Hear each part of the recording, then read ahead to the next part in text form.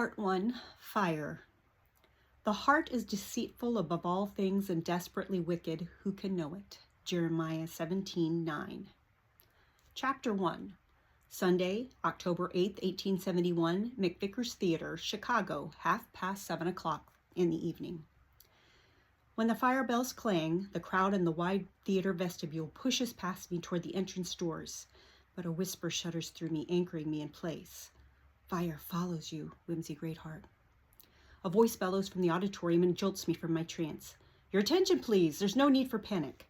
The man's voice carries over the noise, and the ladies and gentlemen halt their exit. The ladies wave their fans, lifting their gaze to the chandeliered ceilings, and the gentlemen escort them into the performance hall. The clang fades to a faint chirp so that the scuff of my French heels on the thick lobby carpet sounds unusually loud. Mother must think so too. Pick up your feet, Whimsy. Young ladies do not drag along. She breezes past me and stands next to our neighbors, the Donnellys, seated in the back row. Minding my steps, I maneuver the sloped aisle and stop.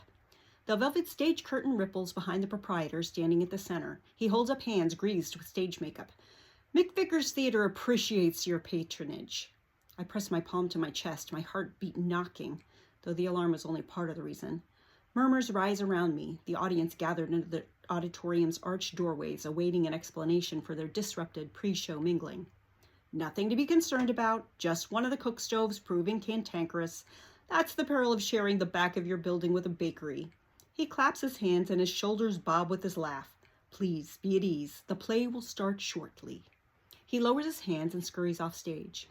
The trace of burned bread wafts throughout the space, a welcome alternative to the aroma of fresh-baked delights that would have distracted me during the performance. Nothing ladylike about a rumbling stomach that Mother would expect me to quell somehow.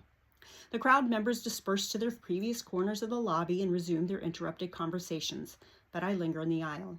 My gaze focuses on Papa in the front row and the 2 seats beside him. Still empty. Sweat slips down the side of my face. I shove my quivering hands into my gown pockets. My right hand curls around the crumpled square of paper cached inside, my ever-ready reminder should my hopes rise too high. The dimming glass lights pop and hiss, releasing a sulfur odor that overpowers the perfumed air of rose water and hair tonic. Patrons in the lobby gasp. After the commotion of the fire bells, I'm not the only one wound tight. I blow out a breath and return to the vestibule, joining Sadie and John near the large draped windows that eavesdrop on the people passing outside on Madison Street. My sister and her fiancé seem not to notice the signal that the play will be starting in the next half hour. I lean into Sadie and whisper, "He hasn't come." Sadie flips open her fan to screen our words. "You weren't looking forward to the meeting anyway, were you? Aren't you relieved?" Relief is what I expected, but then why is my stomach as twisty as a spiral staircase?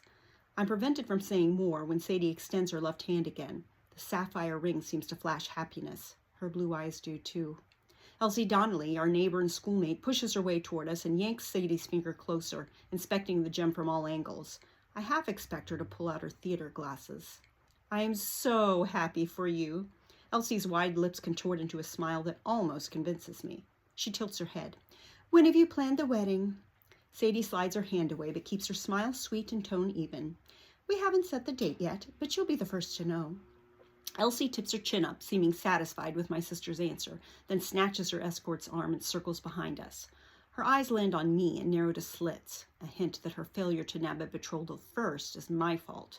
Her bustle waggles with furious speed as she sashays through the gathered mass of crinoline gowns and frock coats. More patrons pour into the vestibule, and as Sadie greets other well-wishers, I slip away again and peer through the auditorium door. Papa stands now and clicks his timepiece shut. He smooths his beard, then looks up and nods at me. I force a smile. He straightens his tie and fiddles with his cufflinks, then checks his timepiece again. They're late, or not coming is more likely. My brow beads with sweat. I swat the air, but it only causes my hair fringe to flutter. Papa flicks his wrist, miming his question. I shake my head. I haven't brought my fan. His eyebrows arch, but he's not close enough to ask why. Mother still stands in the rearmost row of theater seats, visiting with our neighbors, but she's missed my exchange with Papa. For once, I'm grateful for the unending chatter of Elsie Donnelly's parents, which distracts Mother from questions we'd both want to avoid. "You mean you haven't received an invitation for the opening of the new Palmer House on Statham Row, Amelia?" Granted, the foundation's only been laid, but we received our announcement months ago. Mrs. Donnelly's croon fails to mask her surprise or her attempt to dredge up my past mistake, and I doubt any such invitation has been issued. Mother's mouth pinches. I slink behind a Grecian column that cradles an urn of greenery before Mother pins me with the look of disappointment I've failed to avoid for 16 years. I chew my lip and march back to the thinning crowd surrounding Sadie. John, usually a fixture at my sister's side, has moved to the theater entrance and pumps the hands of several gentlemen. Sadie's eyes widen. "Whimsy, what have you been doing?"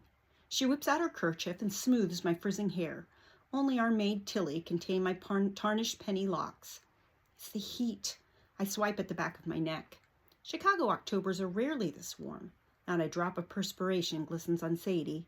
Across the room, Elsie, her escort, and several school friends huddle near the wide staircase leading to the theater balcony. She whispers something, and boisterous laughter erupts from the group. Elsie's gaze locks on me. Her lips spread into a cat-like smile, and she mouths her nickname for me, Whimsy Wildfire. I clench my fists and squeeze my eyes shut. Against my will, Miss Florence Burnside's Society news columns rakes my memory. December 10th, 1870, Palmer House Hotel, State and Quincy Streets. Chicago Society was literally ablaze last night at the Ladies' Aid Society Charity Ball. The annual event opens the season for many of our fine city's young ladies making their society debuts. Though herself not one of the debutantes, Miss Whimsy Greatheart, the younger daughter of banker Walter Greatheart and event chairwoman Amelia Greatheart, sparked an inferno of conversation and subsequent evacuation when her fan caught fire and ignited the Palmer House ballroom. Mr. Greatheart requested the bill for the damages. Let's hope Miss Wildfire doesn't fan the flames at any future events. My pulse thrums in my ears, pounding to each syllable. Whimsy, wildfire, whimsy, wildfire. Sadie continues to fuss with my hair, even as the muscle in my jaw twitches. People jostle and bump us. Elsie throws back her head, and her cohorts howl on their way into the auditorium, and a glance in Papa's direction shows the seat still empty. Whimsy, wildfire, whimsy, wildfire. Why must I go through with this anyway? Because it will please Papa, that's why. Besides, nobody's asking you to marry the young man. Papa just wants you to meet him. Sadie strokes my brow now, but it fails to calm me. Voices buzz around us, droning like mosquitoes. Has the room grown hotter? Well, I think the young man deserves to be warned that I should never have agreed to this. My teeth grind. I wish this night were over. Gracious, hold still. Sadie cups my wagging jaw.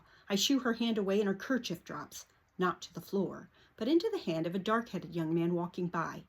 My gaze lowers faster than a lift elevator. My heated cheeks could steam the vestibule mirrors. What would Mother say about a stranger overhearing my outburst? Bravo, sir.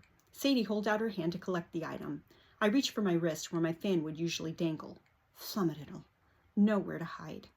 He continues to stand there, so I steal a peek at the tall gentleman only to catch the shy smile that forms on his lips. I turn my head away and concentrate on the crowd filing into the auditorium. He clears his throat as if wishing to speak, but when I resist a second look at him, he must decide against it. From the corner of my eye, I note the slight bow of his head. Then he hands Sadie her kerchief and exits onto Madison Street. I release my breath. John returns, tugging at his neck collar. Would your father mind an extra passenger afterward? I've given my steward the rest of the evening off. Yes, of course, I'm sure he won't mind. Sadie tucks her kerchief back into her reticule. He was falling asleep at the reins on the ride here, helping douse the big fire that started last night. Wasn't put out till this afternoon, though. Another one, Sadie asks. How many has that been this week? Just this morning, Papa huffed about the increase in fires over the past month. Scarce rain over the summer has turned the city into a tinderbox, with blazes igniting almost daily. Chicago's wooden structures make ready kindling. The latest inferno didn't allow me to sleep well last night, another reason that this meeting should be postponed or avoided. But at this point, it doesn't appear it will happen anyway. John offers his arm to Sadie. Let's hope this will be the last for a while. His gaze swings to me. Ah, Miss Whimsy, I hadn't realized you were here. He grins, his thin black mustache curling like a music brace. I smooth my taffeta gown in the direction of its wide cream and apricot stripes. Why, thank you, Mr. Sterling. I must have put on my invisible dress today. His lips protrude in a smirk, as if able to sense the effect his next words will have. Your father was looking for you. My posture wilts, and my knees wobble like I finished a long day's ride on my horse. Papa's friends, the doctor and his son, must have arrived. My throat tightens. Sadie flips open her fan and waves air in my direction. It isn't as if anything will happen, but if the young man doesn't walk out the door at first sight of me, can Mother be convinced that I haven't ruined my chances at a future courtship? Her attitude might soften with what I begged Papa to ask her. I follow Sadie and John under the arched doorway to the main floor. My heart conducts a rhythm separate from the orchestra. Conversations settle into whispers, but my deep breaths hum louder. Sweat dews in my upper lip and my forehead. I file into our row, past Mother, who is already seated. Papa stands with his back to me, blocking my view. I creep on tiptoe, straining my neck to peek over his shoulder at the waiting company. Mother tugs my sleeve. I clear my throat. Papa, I'm here. Footsteps echo from behind the stage curtain as the players take their places. Little time for introductions. My teeth chatter like a telegraph machine. I clench my jaw. My mind blanks, a slate wiped clean. Do I curtsy, offer my hand, wave? Papa turns. I press my trembling lips together. There you are. Papa's smile is tight and he motions to the seats next to him. My eyes widen. My smile freezes. But the chair occupants are not who I expected.